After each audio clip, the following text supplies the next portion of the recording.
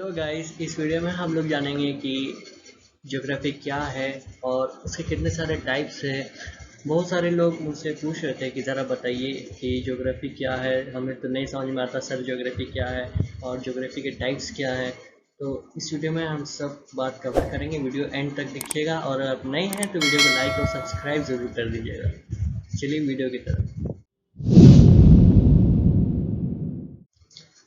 तो हमारा आज का टॉपिक है what is geography and types of geography.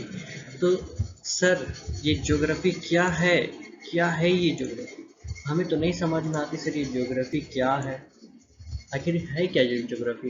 जैसे हर चीज़ का अलग अलग अपना टर्म है। जैसे हिस्ट्री को हम लोग बोलते हैं इतिहास, सिविक्स, पॉलिटिक्स, ये चीज़ के बारे में हम लोग जानते हैं कि सबका अलग अलग मतलब है। पर ये ज्योग्राफी का क्या मतलब है? तो सर बताते हैं ना सर, ज्योग्राफी का क्या मतलब है।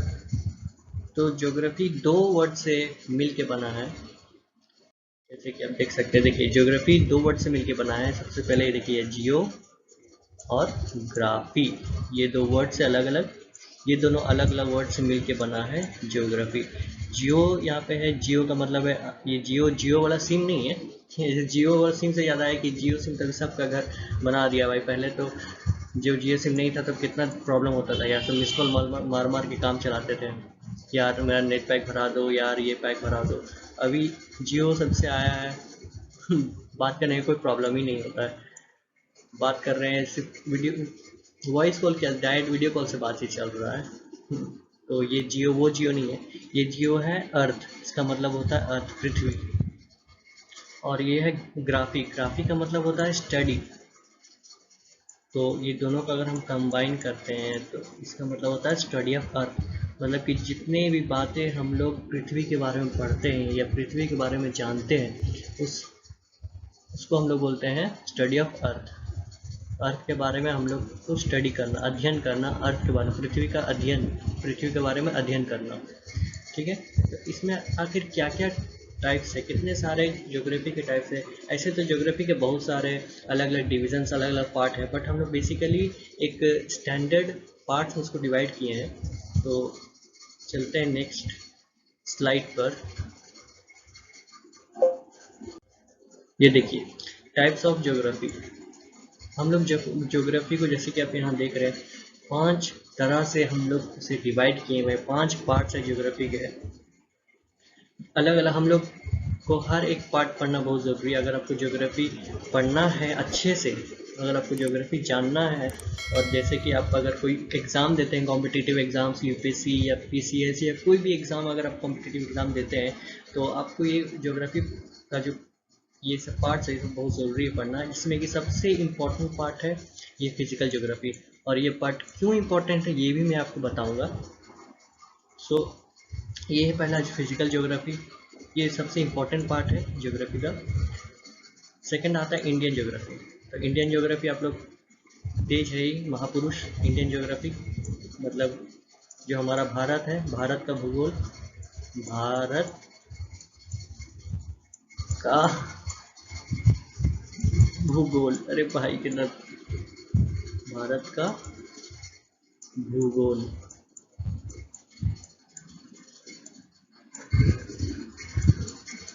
अब मैं नहीं लिखूंगा। इंडियन ज्योग्राफी ये है भारत का भूगोल। और सेकंड में आता है वर्ल्ड ज्योग्राफी। वर्ल्ड ज्योग्राफी क्या होता है? वर्ल्ड ज्योग्राफी मतलब होता है जितने भी हम लोग ज्योग्राफी पढ़ते हैं वर्ल्ड के बारे में, जैसे अलग अलग जितने सारे कंटिनेंट्स है, कंट्री है, सबके बारे में पढ़ते हैं, तो उसे हम लोग कहते हैं वर्ल्ड ज्योग्राफी। और ह्यूमन ज्योग्राफी, ह्यूमन के बारे में जितने भी हम लोग ज्योग्राफिकल थॉट्स, आइडियाज़, जितना भी हम लोग ह्यूमन ज्योग्राफी इंसानों के बारे में पढ़ते हैं, उसे हम लोग बोलते हैं ह्यूमन ज्योग्राफी।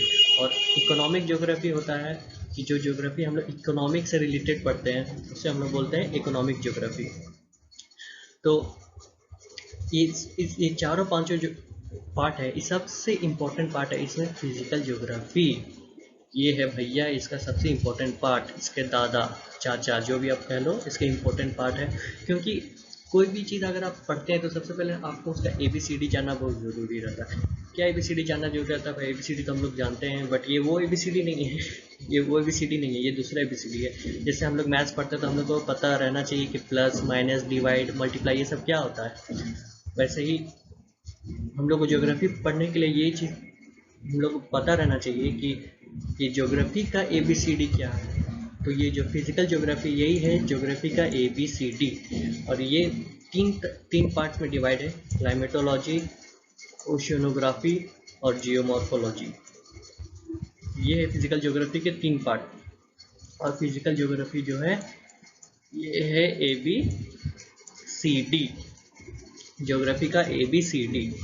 तो चलिए हम बात करते हैं एक एक जो इसके अलग अलग सब टॉपिक्स है, क्लाइमेटोलॉजी, ओशियोनोग्राफी और जियोमॉर्फोलॉजी के। तो क्लाइमेटोलॉजी क्या है? क्लाइमेटोलॉजी हम लोग किसे बोलते हैं? हम लोग रहते हैं जहाँ, वहाँ का समझिए वेदर होता है, हर जगह का, हर जितना भी पार्ट है अर्थ में, जो भी जगह है सबका अलग अलग जगह का क्लाइमेट है, वेदर है। तो वो सब का स्टडी, वो सब का जो हम लोग स्टडी करते हैं तो उसे हम लोग बोलते हैं climatology. The study of climate and weather is called climatology. And oceanography क्या होता है? The study of biological, chemical and physical aspects of oceans, marine animals, plants, that in even the history of ocean and the future of the ocean that are include in this oceanography. और thirdly हम लोग के पास है geomorphology. Geomorphology क्या है भाई? तो geomorphology है, it is the study of the size, the shape size of the earth and the landforms, study of the landforms। तो हमारा जैसे कि आप देख सकते, देखिए मेरे पास ग्लोब है, जैसे कि देखिए हम आपको दिखा, देखिए जैसे कि इसमें ये हम लोग का अर्थ है, ठीक है, और इसमें देखिए यहाँ पर देखिए ये पूरा जगह वाटर है, तो ये देखिए ये वाटर है, ठीक है, और यहाँ पर देखिए ये लैंड है, ये सब लैंड है, देखिए ये सब जो आपको दिख रहा है ना, ये सब लैंड है। तो ये इसका शेप, इसका क्या शेप है, और ये लैंड जो है, लैंड फॉर्म्स कैसे बना, ये सब हम लोग बात करेंगे इस जियोमॉर्फोलॉजी में। तो ये है कुल मिलाकर के बातें, टाइप्स ऑफ ज्योग्राफी के और बेसिक से बातें। और भी बहुत आदमी मुझसे पूछते हैं कि बताइए कि क्या बुक हम लोग पढ़ें जिससे हम लोग को ये थोड़ा आइडिया क्लियर हो और जिससे हम लोग को अच्छा कॉन्सेप्ट मिले ज्योग्राफी का। तो मैं सबको यही 2 बुक सजेस्ट करता हूँ, दिखाता हूँ यहाँ। यही 2-3 बुक्स हैं जो मैं सबको सजेस्ट करता हूँ। सबसे पहले तो NCERT बुक्स आपको पढ़ना बहुत ज़रूरी है, 6 to 12। अगर आप कोई भी UPSC के एग्ज़ाम्स, मान लें आप UPSC या स्टेट PCS या कोई भी कॉम्पिटिटिव एग्ज़ाम आप देना चाहते हैं, तो सबसे पहले तो आपको NCERT बुक 6 to 12 ज्योग्राफी का पढ़ना बहुत ही ज़रूरी है। चाहे कोई भी आप सब्जेक्ट हो, सबके NCERT बुक पढ़ना बहुत ज़रूरी है। समझिए जैसे कि बेसिक्स है, फाउंडेशन आपका मजबूत होना बहुत ही ज़रूरी है। अगर आप मान लीजिए कोई घर बनाते हो सपोज, तो आप घर बनाते हो तो उसका फाउंडेशन आप पहले मजबूत करते हो, तब आप घर बनाते हो। तो अगर फाउंडेशन मजबूत रहेगा तो आप घर में 2 floor, 3 floor, 4 floor, 10 floor, 15 floor, जितना चाहे उतना आप बना सकते हैं। बट उसके लिए आपको क्या करना होगा? आपको फाउंडेशन मजबूत करना होगा। तो UPSC या फिर कोई भी एग्ज़ाम में ये बात बहुत इम्पोर्टेंट है कि आप अपना पहले फाउंडेशन क्लियर कर लें, क्योंकि ये अगर जब तक आपका क्लियर नहीं होगा आप आगे कुछ समझ ही नहीं पाओगे, कुछ नहीं समझ पाओगे। जैसे कि मान ले सपोज मैं आपको एक स्टेटमेंट देता हूँ कि जैसे हम लोग का पास, हम लोग इंडिया में हम लोग का एक हिमालय है, हिमालय बाबा, जैसे कि हम लोग सब जानते हैं हिमालय बाबा। तो Himalaya is formed by the subduction of Eurasian and Indo-Australian plate। So मेरे स्टेटमेंट को एक बार और सुन लीजिए। The Himalaya are formed due to the subduction of Eurasian and Indo-Australian plate। तो आप लोग सबका दिमाग तो ब्लैंक हो गया कि आखिर ये हिमालय तक तो बात ठीक था, लेकिन ये सबडक्शन जोन क्या होता है? ये सबडक्शन हम किसे कहते हैं? ये सबडक्शन हम किसे कहते हैं?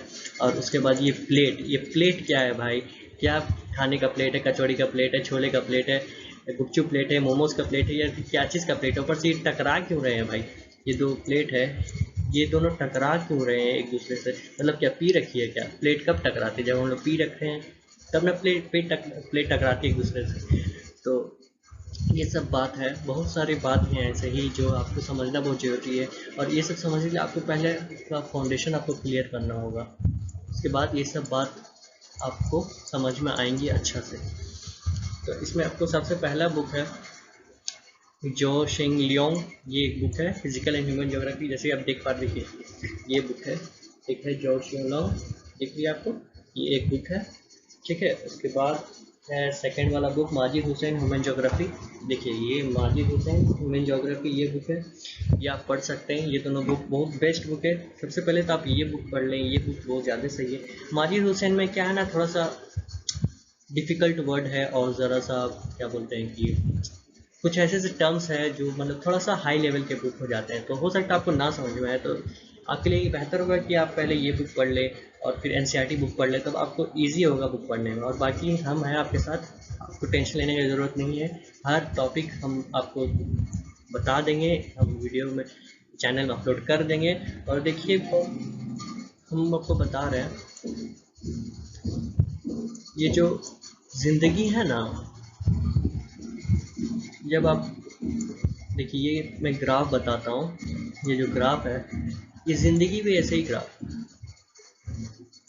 जब आप यहाँ पर रहते हो ना पीक पॉइंट पे, तो आपको सब कुछ सही लगता है, आपको लगता है कि बहुत सब कुछ सही चल रहा है, बट धीरे धीरे धीरे धीरे आप यहाँ पहुँच जाते हो इस जगह पे, आपको लगने लगता है मेरे साथ ही क्यों ऐसा हो रहा है, आखिर मेरा ज़िंदगी बर्बाद हो गया, ये हो गया वो हो गया। अगर आप देखिए, अगर आप कोई भी एग्ज़ाम दे रहे हो ना, या आप ज़िंदगी में कहीं पर भी हो, चाहे यहाँ पर भी हो चाहे यहाँ पर हो, तो आप ये एक चीज़ हमेशा याद रखना कि आप जैसे स्कूल में टेस्ट देते थे ना हर 6 महीना साल भर में, वैसे ही आप का ज़िंदगी में भी टेस्ट होता है। आप यहाँ पर टेस्ट दे सकते, आप तो टेस्ट में फेल नहीं होना है, ये समझिए आपका टेस्ट है और आपको टेस्ट में अच्छे मार्क्स से पास होना है, और इसके लिए आपको मेहनत करना होगा।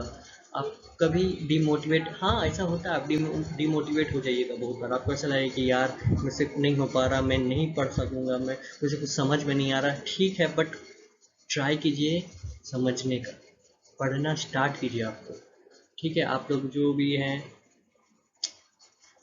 जो 15, 16, 18 साल के जितने भी हैं, सब लोग अभी पबजी और बहुत सारे ऐसे वगैरह चीज़ों में जो अपने वक्त ज़ाया कर रहे हैं, वहाँ वो वक्त अपना ज़ाया ना करें, पढ़ाई पे ध्यान दें, पढ़ें, क्योंकि अभी के टाइम में ये बहुत ज़रूरी है पढ़ना, पढ़ाई पे ध्यान दें। आप पढ़िए, पढ़ने पे ध्यान दीजिए और समझिए कि ज़िंदगी है, ज़िंदगी में जैसे घोड़े की रेस है और आपको दौड़ना ही है, और आपको सबसे तेज़ दौड़ना है, और उसके लिए आपको पढ़ना होगा अच्छा से।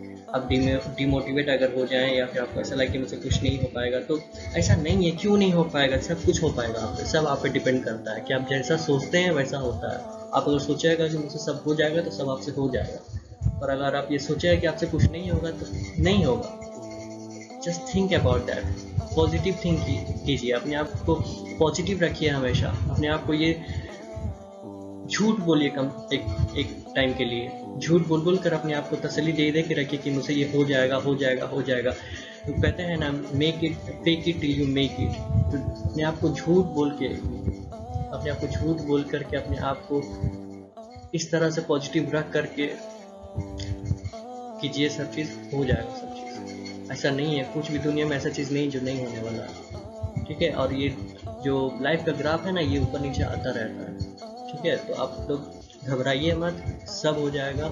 ये बस ऊपर से टेस्ट है आपके लिए, आपकी ज़िंदगी में टेस्ट है बस, और कुछ नहीं। तो चलिए, इस वीडियो को अगर आपको अच्छा लगा हो तो लाइक एंड सब्सक्राइब कर दीजिएगा। मिलते हैं दूसरी वीडियो में।